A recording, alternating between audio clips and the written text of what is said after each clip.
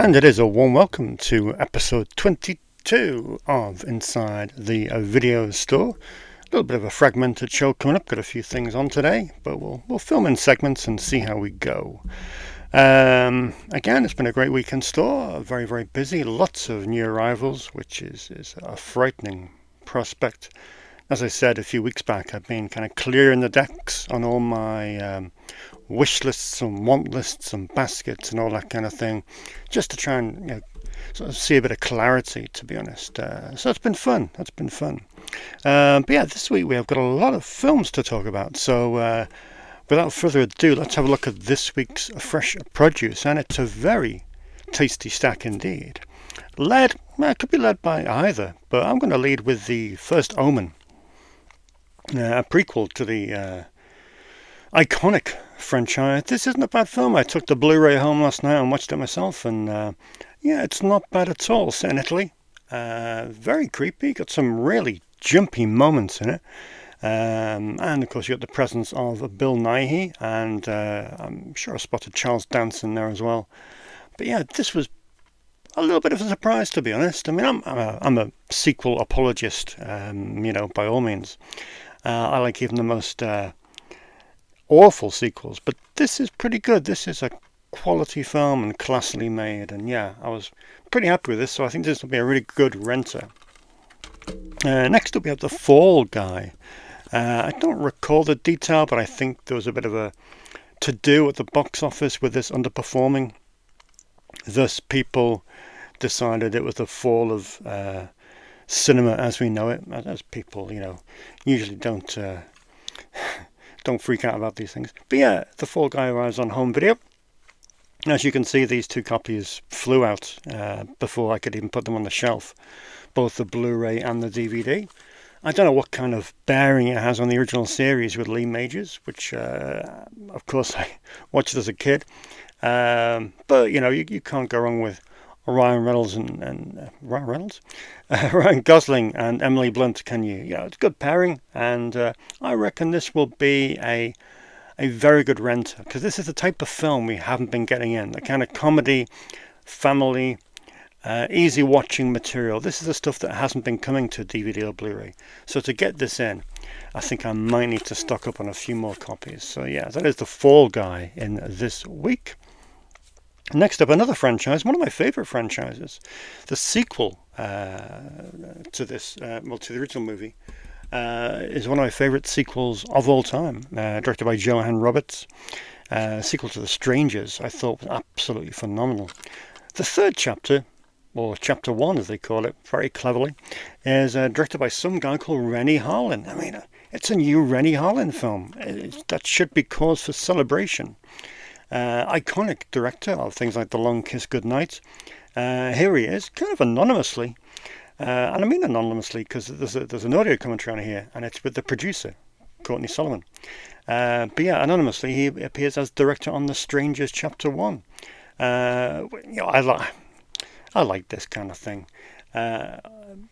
Despite it being kind of lowbrow entertainment, I think it's perfect. It's what my sensibility goes for, and I love it.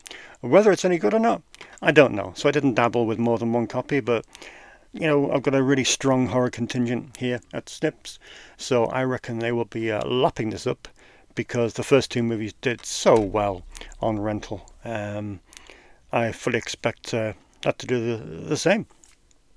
And to be honest, it is a quality week of films. This one looks absolutely insane.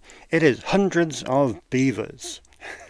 I don't even know what to expect. I heard the buzz, obviously, when it first came out, first announced trailer, brief cinema appearance. But I don't. Annoyingly, I don't mean that. One of my customers rented this before I could get my hands on it. But I'm intrigued to know what they think, because it's in black and white, and it kind of looks like a slapstick thing of undefinable proportions. I really don't know what to make of it, but it looks like a cult film in the making, and one that I'm very happy to have on these shelves. I mean, how can you not get something out of a film called Hundreds of Beavers? Next up, this looks really interesting too. I'm going to sound like a broken record this week, but it's true, there is a lot of quality stuff this week. Boy Kills World, kind of a gaming themed horror movie, 18 certificate, which is a rarity. In this we have Bill Skarsgård, and yeah, it looks really, really interesting. I don't know much about the creative side of it, but with artwork like that, and it's weighty certificate, then this does look like an interesting watch. So yeah, we shall have a look at that. Next up we have another slice of queer cinema, which is coming in by the boatload at the moment, which is cool because it's, like I said in the past, it's one of our only avenues for world cinema. We don't get much world cinema now compared to years gone by, simply due to availability. But yeah, these LGBT releases are some of the only world cinema we get in. This is a Brazilian release about cruising. That's not William Friedkin's cruising. That is the actual act of cruising. Low budget, a bit of a real art house indie film, but interesting nonetheless. They're the newbies. Now onto the boutiques. We have the second of 2 J. Lee Thompson films in 2 weeks. Another bit of a kitchen sink drama. We have No Trees in the Street with Sylvia Sims, Herbert Lom, Melvin Hayes, Ronald Howard, and Stanley Holloway. What a cast. But yeah, another one from J. Lee Thompson for the J. Lee Thompson completists among you. And yeah, very nice release. Again from Studio Canal Vintage Classics, who can be relied upon with ease for delivering quality material, pretty much 2, maybe 3 times a month. Tom Cruise on UHD might be a little too much for you, but nevertheless, I was a bit unsure about this. I kind of dawdled over just buying the Blu-ray or going with the UHD, but as Criterion are doing dual format, UHD and Blu-ray, for only a £7 difference, it seemed crazy not to get both the Blu-ray and the UHD for a couple of quid more. So yeah, we have Risky Business, the Tom Cruise film directed by Paul Brickman, but this is only film, I forget. But yeah, bizarrely, I've never seen this film. Never been the most enthusiastic Tom Cruise fan, although begrudgingly he does make very good films. So yeah, I've never seen this film, but I think now it's on UHD, I might make time for it. We shall see. But yeah, good to have Risky Business as the new entrant in the Criterion section. And continuing with Criterion, we have Crumb. I have this on DVD already in the documentary section, but now it's going to have a double appearance in the Criterion section too. A brilliant documentary on the remarkable, bewildering Robert Crumb, one hell of an artist and one hell of a family he comes from as well, which you will know what I'm talking about if you've seen this film before. It's a great piece of cinema, directed by Terry Zwigoff, of course. Did he do American Splendor? Probably not. I hate throwing in things like that because I'm normally wrong, and I know you will tell me in the comments. But yeah, a brilliant documentary, and it's great to have it on Blu-ray as part of the Criterion section. I was meant to have one more here, which of course is Pumpkinhead 2, which is out this week from 88 Films, which I did the commentary for with Matthew Budrevich. But alas, it's not here because I haven't got my free copies. The only free copies I get of anything is stuff that I've done an audio commentary on, and that was one of them. And alas, because 88 Films had their recent sale and it was very popular for them, we haven't got a copy of Pumpkinhead 2, which is kind of annoying. But not to worry, I'm sure it'll be here in due course, and I will flaunt it when it does. So yeah, they are this week's new releases. Yeah, here's some out on loans for you. It's been a ridiculously busy week. Can't even begin to put into words how busy it's been. But yeah, I'm going to do 3 on loans by one person because dear old Danny, very good customer. He's very upset that I haven't mentioned him as often as I should on this show. So I thought we would have the on loan section that's sponsored by Danny, and I thought we'd have the 3 films he rented yesterday because he did say he would like to be featured. And he said, in such an aggressive manner that I feel I should comply. But yeah, Danny took a threesome of epic proportions yesterday. He took Fight for Your Life. I mean, wow, what a film this is. A harrowing, shocking, problematic film, shall we say. And I said to Danny, I don't think anyone has ever touched this film for as long as it's been there. You can tell by the dust. So yeah, he rented this. He rented Cannibal Ferox. He's in for a treat. Which, to be honest, I mean, I'm partial to a cannibal film. I am partial to a cannibal film. Cannibal Holocaust is just a piece of genius. It's a wonderful piece of cinema. Brilliant soundtrack. I love the film. There's a poetry to it. Cannibal Ferox, on the other hand, is just gnarly. Just grim, gnarly, horrible, gratuitous. Oh, it's bath in bleach after that one, unfortunately. But I'm going to see what he thinks. Then he took Your Vice is a Locked Room and Only I Have the Key. One of my favourite giallos. Not one of the best giallos, but one of my favourites. I love the title. And it's just good fun. So yes, they were Danny's rentals. A wonderful, wonderful customer who am privileged to have in the store at every occasion. On to other people who don't matter as much as Danny. But on to other people. We have the Soul Tangler rented out from the AGFA, early AGFA, which of course was before they got into the Blu-ray game. I mean, not that this should be on Blu-ray, because of course it was transferred from the original 1-inch master tapes. So I'm not sure Blu-ray would do that much to it. But it's a great film, really, really low budget. 1987, and yeah, I'm glad that someone's checking that out. Another film I'm really glad to see out is Red Belt. I was speaking out David Mamet last week, wasn't I, with the arrival of Glengarry Glen Ross. And one of my customers was in and asking about David Mamet films and saying how much they loved Glengarry Glen Ross. And I said, well, you know, there's so many David Mamet films that people haven't seen. And I was driving back from Manchester about 2 weeks ago, listening to Brian Sauer and Elric, and they were doing a podcast as part of the Pure Cinema series, and I forget what the podcast was on, but anyway, Red Belt came up. And Red Belt is just a wonderful piece of work, really underrated. Barely anyone saw it at the cinema or home video when it first came out, which is absolute tragedy. It's a great film, 2009, written and directed by David Mamet. Stars Chiwetel Ejiofor, Alice Braga, Randy Couture, Ricky Jay and the Cardman, David Paymer, Rebecca Pidgeon, who used to be Mrs. Mamet. Is it still Mrs. Mamet? I don't know. And yeah, great film, part of the Fight Factory label, which kind of doesn't represent what the film is. It's still full of the classic David Mamet dialogue. And yeah, I'm really thrilled that this has gone out, because it's been far too long that anyone has rented that. That's very exciting. And thanks to Brian for putting that in my head again, because it had escaped me for a while. Not one Dan Aykroyd film renting out this week, but two Dan Aykroyd films renting out to two separate people. We have The Great Outdoors with John Candy, and also Coneheads with Jane Curtin. Two of his best, surely, wouldn't you agree? Two of his best. Wonderful to see.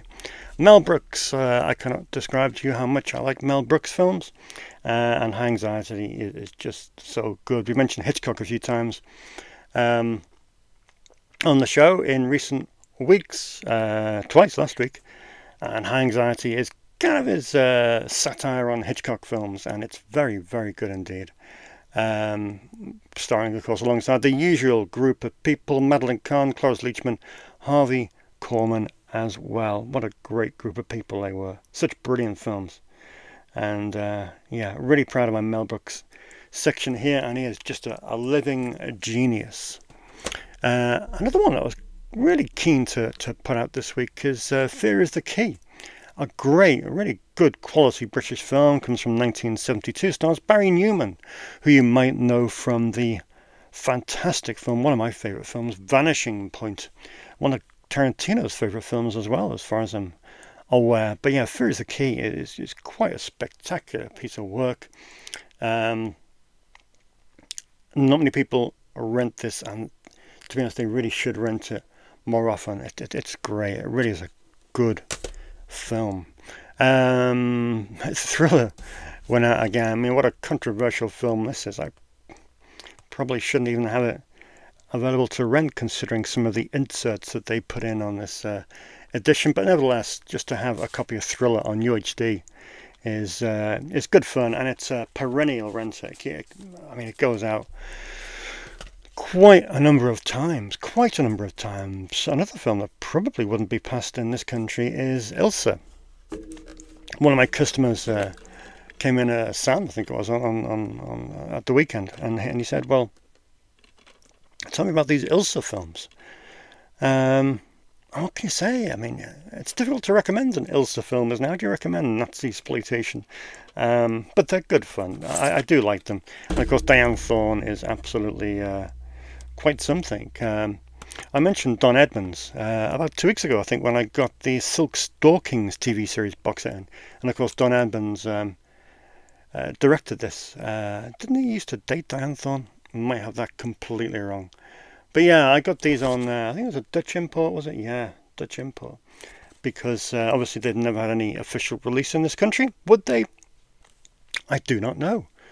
But it'd be interesting to find out. I know Treasured Films tried to pass something through the BBFC recently, and it got refused. And they've taken it to the States instead. Whether it was this, I don't know. But nevertheless, I think something like this should get a good British release, but I'm not sure that it ever will. But yeah, Ilsa, She-Wolf of the SS has rented out, and I'm pleased to see it. What's in the box? Some people might say I have a problem. And a look at this counter might suggest that is confirmed. I do have a problem. But, you know, like I say, it's an extraordinary week whereby, a couple of weeks whereby I'm just clearing the decks because things are sitting in my baskets and wish lists and want lists and places like that, and they're just gradually going out of print because I'm just leaving them there for far too long, and that's not a sensible thing to do. However, first things first, I know what this is, and this is a very, very exciting new business, which I'm very happy to support. One of my good friends, who I'm sure you will listen to faithfully, is a gentleman by the name of Brian Sauer. For years he's done the website Rupert Pupkin Speaks, which was a place to go for underrated movies. Just lists and lists by brilliant people of underrated movies. A brilliant resource, wonderful.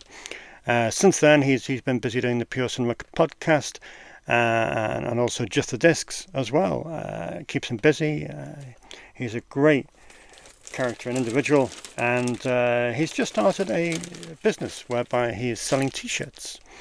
And they are themed t-shirts. He has 120 designs, which you can find. I'll print the link below this video. And they are director t-shirts. Directed by, produced by, blah blah blah. All fantastic. I've ordered a couple in the past. They're great quality. And they're just really original. If you're a cinephile, if you like your films, then they are a perfect present for people who you know. They're the perfect thing to wear, which nobody else will be wearing. And I just think they're an absolute delight. I love them. I think they're brilliant. So I've just got the latest two. Here we are. Written and directed by Curtis Harrington, one of my favourite directors, so that's kind of cool. Curtis Harrington, of course, did so many amazing films, like How Awful About Alan, and the one that Indicator put out with Dennis Hopper, Night Tide. I mean, that's a superb film, isn't it? Absolutely superb film. But yeah, he's quite a character, Curtis Harrington. And of course I got this one, which is, you know, you can't not wear this now, can you? Produced by Roger Corman, the late, great producer, who of course died quite recently. I first thought that'd be a great tribute to wear in the shop. I can point people in the direction of some really cool Roger Corman movies. But yeah, this is Brian's store. There's some great designs, some great people, really niche people. I just got a Jeff Burr t-shirt in celebration of Pumpkinhead 2. So yeah, I just had to get these, and there's more. There's loads there. He's adding new ones all the time. They're great quality. If you order from the UK, normally they ship from the UK as well, so it's kind of quite low postage. And every 2 or 3 weeks there's a sale on, and you get some good discounts. So they're great, but they're well worth value for money. But yeah, really pleased about that, and yeah, support Brian's new enterprise because it's really exciting. Okay, this one I know what it is as well. And this one probably should have been in the new release section, but never mind. This is a really crazy box set. A couple of years ago, 88 Films asked us to do an audio commentary for In the Cold of the Night, the Nico Mastorakis erotic thriller. And so in prep, we watched every Nico Mastorakis film, and we saw some of some films that Mastorakis did, and you thought, oh, these are shockingly awful. Thank goodness they will never see the light of day again, and thank goodness they will never make an appearance on Blu-ray in any capacity. And here they are on Blu-ray, which is just crazy. What do we got here? We have The Time Traveler, Sky High, Terminal Exposure, good lord, Glitch, oh jeez, The Naked Truth, oh, and Naked Academy. Some of these are quite spectacularly awful, but you know what? I have a soft spot for them. I have a weird soft spot for Nico Mastorakis bad films. I'm just glad they didn't come out individually, because that would have cost a fortune. At least with that box set, it was 40 quid or whatever for 6 films. I can justify spending £8 on a Nico Mastorakis film, but double that, I'm not so sure. Maybe Island of Death and you know, a few other bits like that. The one with George Kennedy, which name I forget, which was superb. But these 6, good lord, they're quite ropey, but in a loving way. So yeah, that is a Nico Mastorakis box set. That is cool to have in, to be honest. I am quite pleased about that. What else we got? Ah, I know what this is.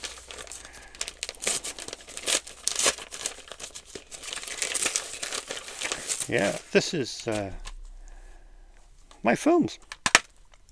Yeah. Long live Snips. Long live Snips. That's what we like to see. Cheers again for letting us post these back. This is a good friend Jack, who of course is Sam's brother, who I've mentioned in the past. Jack lives in Manchester. He's over this way once a month. So I said he's more than welcome to rent a handful of films and post them back at his convenience, and he has, and it's worked, and it's wonderful. And he's got to see 3 films which, you know what, he probably wouldn't have seen on Netflix or places like that, like The Inspector Wears Skirts, Nightmare City, and Obsession. Yeah, he wouldn't stand much chance of watching those on one streaming service, would he? So yeah, there's those. Glad to have them back. What else we got? Right, everything else I don't really know what it is. So what have we got? Ah, I have a Fred Olen Ray film. Fred Olen Ray film, one of the few I didn't have. It's Glass Trap. Again, never been released in this country. Thankfully, the Italians did an English-friendly edition over there, so that's pretty cool. This has got some very good little practical tricks and effects on that, so it's a good little creature feature. Glass Trap, glad to have that one in. Oh, what do we got here? I hope this isn't boring for you, watching me open endless envelopes. Oh, slightly loose in there, but we have Call Girl. I've mentioned in the past, I'm kind of keen to pick up all the erotic thrillers from the 90s and early noughties that have since disappeared. And this is one, Call Girl, directed by Robert Spira. I think it's important to preserve these films. So, you know, you've got to do what you got to do. Keep on trucking through these. Oh yeah, one of my friends on Twitter, a lovely person by the name of CJ, fired numerous recommendations at me over the weekend because they watched my video, which is really cool. And they're like, well, you know, have you thought about this? And I like people saying, have you thought about these films? and they recommended 3, which I was keen to get in. 2 of them starred Josh Hartnett. There you go. I Come With the Rain, which CJ assures me has the worst cover, but it's the best film. I can't remember much about it, to be honest. I don't remember if I saw it first time around. We have Bonanza as well, which has got quite a good cast, and for some reason it's one of those films that I got in originally to rent out, but kind of short of space at the time before it expanded, and he just kind of cut them loose. And also CJ has got quite a repertoire in world cinema, especially in terms of Asian cinema. Said you should check out The Dollmaster. Again, an Asian horror film I have never seen. I've never had it in store, so that's excellent. And it just enforces that thing I was talking about last week of everybody having a part of this store and everybody having a role to play in kind of curating this library. Everybody is welcome to do that, whether they patronise the store or not. And yeah, this is another one that was asked by a different customer, Audrey Hepburn film, The Children's Hour, with Audrey Hepburn, Shirley MacLaine and James Garner, one that I didn't have in. I forget who asked for that. But nevertheless, there we go. I think we have a weighty old VHS in here.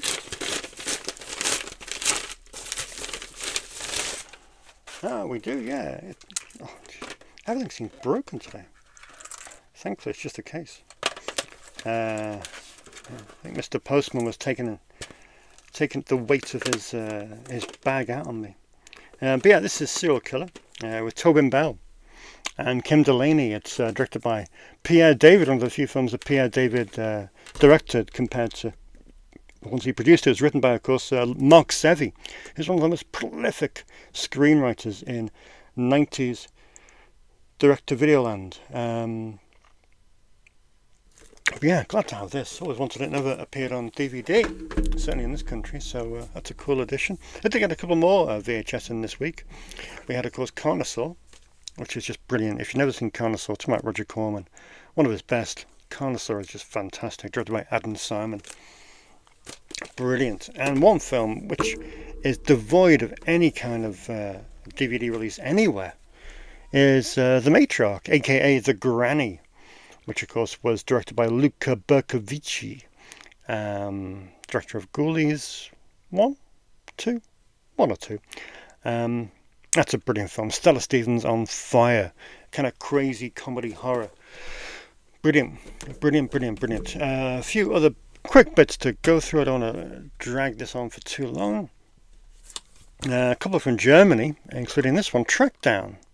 This looks really interesting. It's one of those great films like Joe, whereby I think in this one the protagonist, which is James Mitchum, I think his sister goes missing. So James Mitchum heads from Montana into the city to try and rescue her at all costs.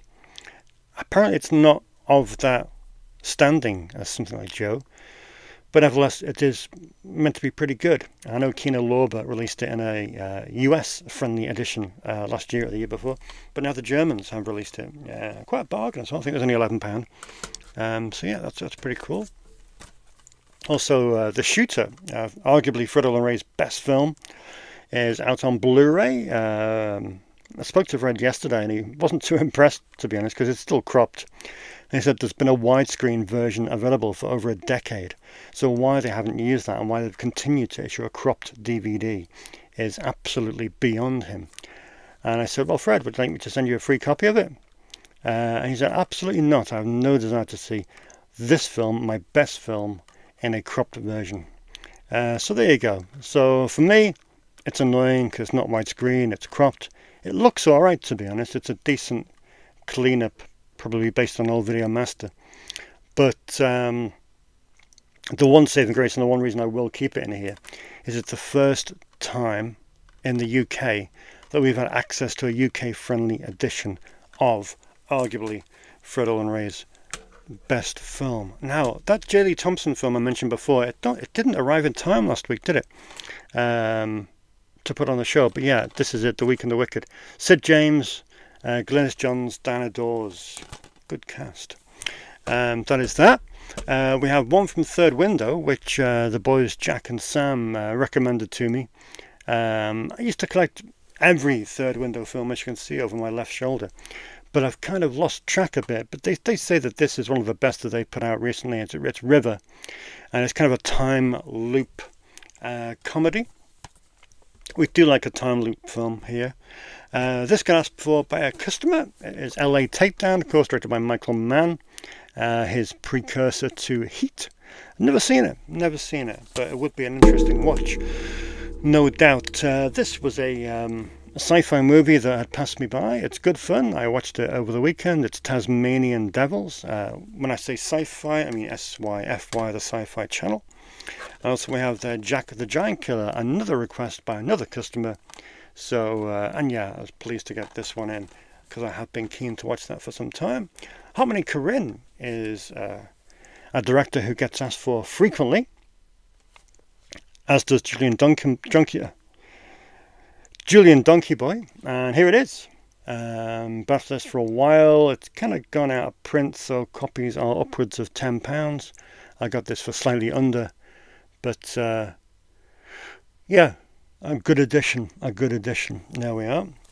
And what else we have? We have Brigadoon, another customer request, which again enforces my thing that everybody has a part to play. Everybody deserves a request and something that we haven't got, and pointing things out that we could do with Brigadoon, of course, with Gene Kelly, said Charisse.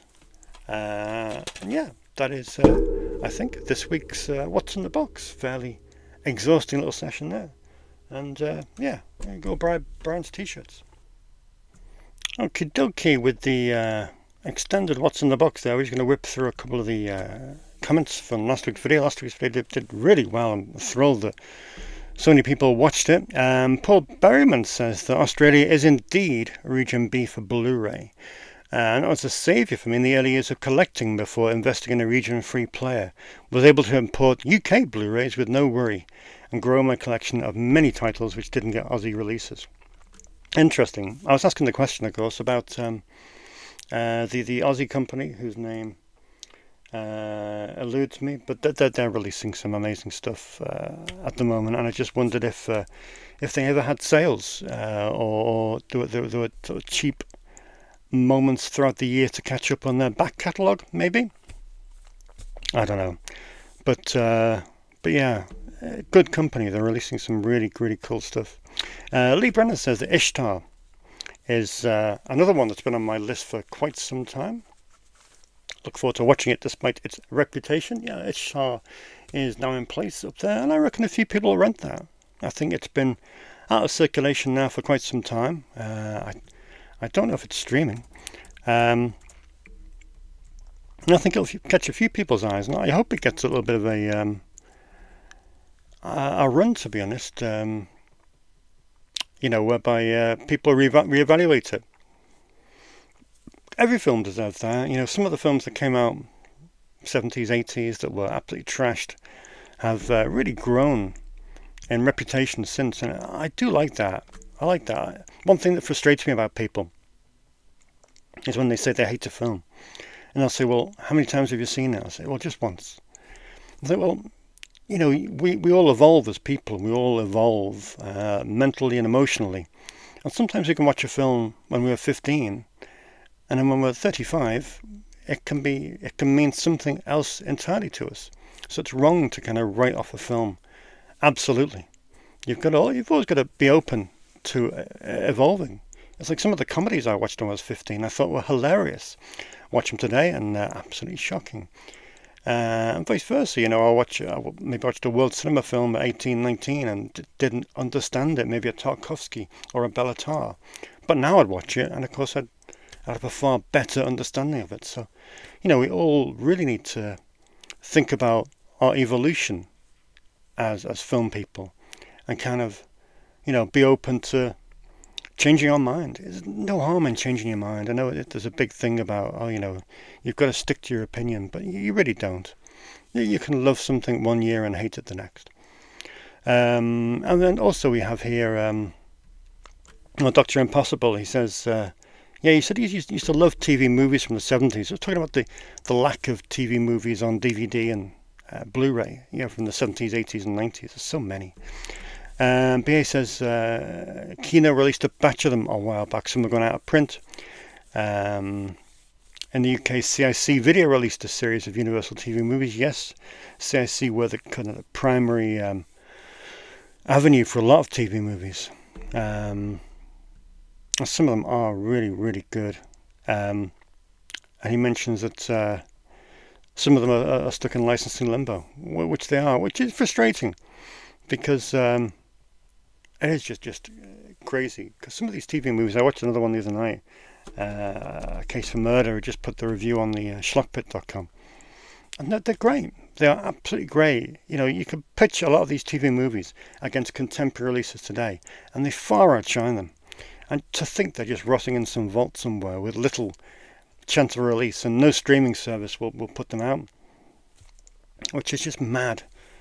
Some of them, thankfully, have been put up on YouTube by enterprising people, which is one avenue to watch them. In fact, you can see A Case of Murder on YouTube with Jennifer Connelly and Peter Berg. It's a good legal thriller, and it's frustrating that we don't have access, or we have no hard copies of these, apart from VHS, which I will guard these VHS with my life. Crazy.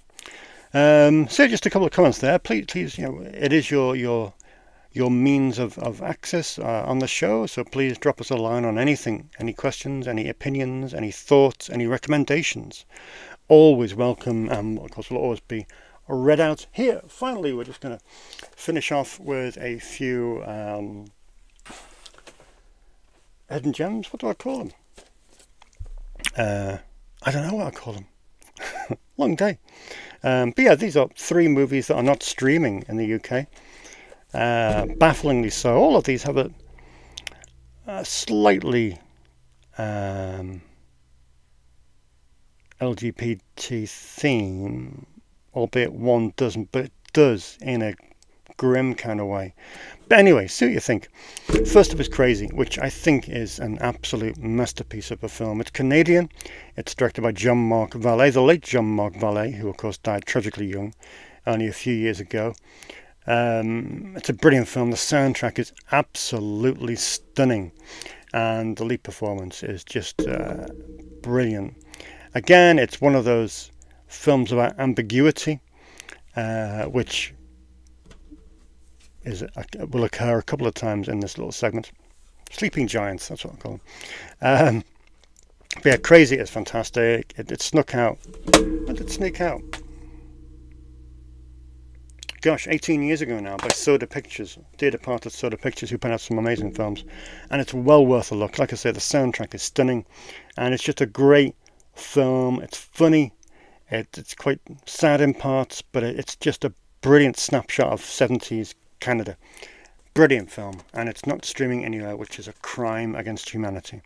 Next up we have The Comedian, which again is a really interesting film. It's a British film, but it's more like a French film than anything.